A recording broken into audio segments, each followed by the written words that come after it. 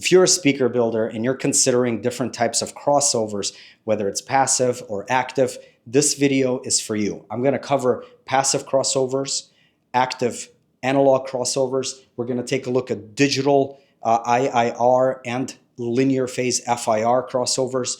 And just like I used to think all coffees are the same, they are not the same. There's much better coffee out there. I dove deep into what coffee is, where it comes from, and to the point where now I roast my own coffee. Thank you, Dr. Wurzba. I enjoy the most amazing coffee every single day. And very similarly, I want to show you what FIR linear phase can do for you. So let's dive right in. So passive filters, passive crossovers have been done for so many years. It's been 100 years, okay? Not much has changed since 1920s, 1930s when they were invented. The good news is that we kind of know exactly what's going on with them. I mean, if you've got really good components, you're basically in the ballpark. You know, you could simulate them. You can use software to predict where you're going to be. They're very well understood. With that said, implementation of them can take months or years. You're gonna try different things, and chances are you're probably gonna leave money on the table. Some of the best speakers, and when I say best, I'm talking about some of the most expensive, I shouldn't say best, I should say some of the most expensive speakers out there that cost tens of thousands of dollars.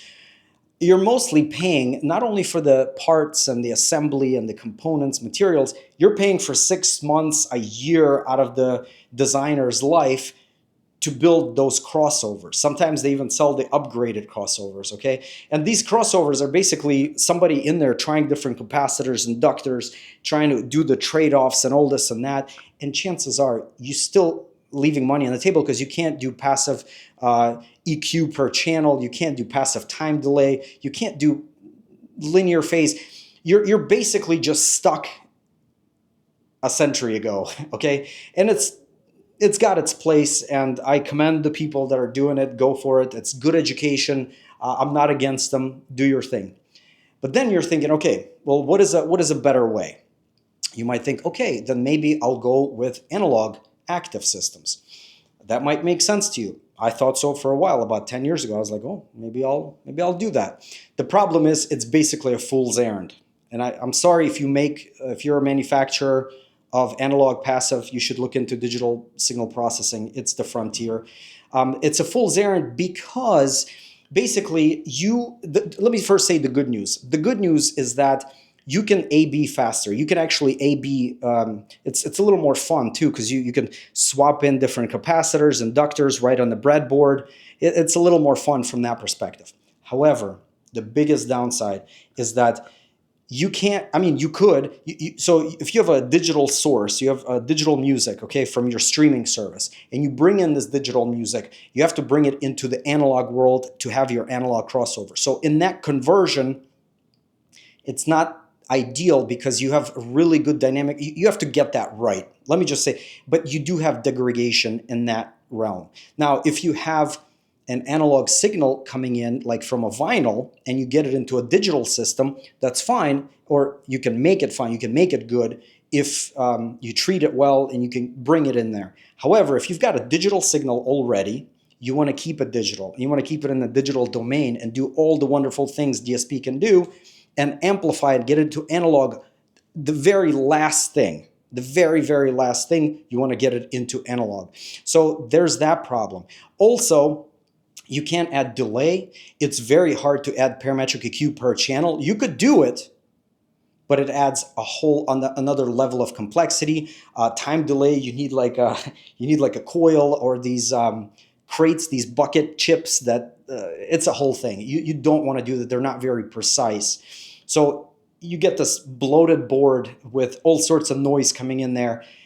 Even if you solve all that, it's still not ideal because if you have digital music coming in, you're degrading it you might as well just go with passive and then just do something else. But then you're thinking, okay, let's go digital. What can we do with digital? Okay, well, digital could potentially be good, but not all DSPs are made the same. And I can't wait to get into this topic because over the years, We've done so much work, thousands, tens of thousands of hours of different disciplines to come up with a good DSP. Okay, so when people talk about, why don't you just get a 1701 or whatever module for $20 and get some amps onto it? No, okay, I can't wait to talk about it. So let me just keep going. Let's pretend that all DSPs are the same for just this theoretical talk here. And let's just say that all DSPs are amazing. Everything is sold as far as hardware, firmware, software, acoustics. Everything is sold, and you can just control everything from an app. You can just control all the crossovers. Well, what you will get is the ability to do IIR filters. So IIR is basically what analog filters do, and they mimic them really well, but you can go much steeper slope. And another really good thing about IIR is that you can essentially A/B them really quickly. So they load almost instantaneously, and our ears can pick up on the differences on different A/B comparisons, and you'll be able to tell, like, do you want to cross over at 800 hertz, 1,000, 2,000? You can pick up on that really quickly and do measurements real quick and switch real quick. So there's a big plus to the IIR. You can do parametric EQ per channel. You can do time delay. There's a lot of things you can do when you go digital. If your signal is digital, or you have a really good analog to digital for like vinyl and things, you bring it into that world. Everything is theoretical up until you get it to a really nice DAC, or you go DAC-less. That's also an opportunity. But basically, you keep everything digital, you keep theoretical, you keep everything theoretical all the way up until the very last second, so you don't pick up noise. Noise is a whole thing. So you keep everything digital, you keep everything ideal until you do the very last to analog conversion. But let me get to the star of the show, and that is FIR. With FIR, what happens is you use these taps, okay? So each channel has so many taps, and those taps you can use to kind of look ahead and create a symmetric impulse response. This is what IIR impulse response looks like. So there's the impulse, and then there's some ringing. Here you have symmetric ringing before and after. So basically what that translates to, first of all, the number one most important thing is that the phase is zero. Nothing changes with the phase. So all frequencies arrive at the same time. All frequencies are passed to the driver at the same time. There's no phase change specifically at those frequencies. And there's a beautiful discussion going on in the audio community right now. Which one actually sounds better and this and that? Well, I'll tell you, in my opinion, 100% linear phase sounds better, especially if you have a steep slope. You cross them over from mid to high, really steep slope, and you've got linear phase. Your speaker is very good linear. Basically at that moment, you get such transparency. So I'm on the camp of FIR. Linear phase is the way to go. There are people that do like this kind of ringing, but that's fine. You can still do FIR with minimum phase. You can go to rephase, create a minimum phase crossover, and bring it in, and you can still have this kind of a sound with minimum phase, and you're basically back to here. So you could do that. I prefer, which I think you will too, and you can try these things. The best thing about a DSP is you could try them. Certain speakers will sound better with just linear phase FIR. Some will sound better with minimum phase FIR, but you can check and test from A to B to C. You can try different things and hear and measure.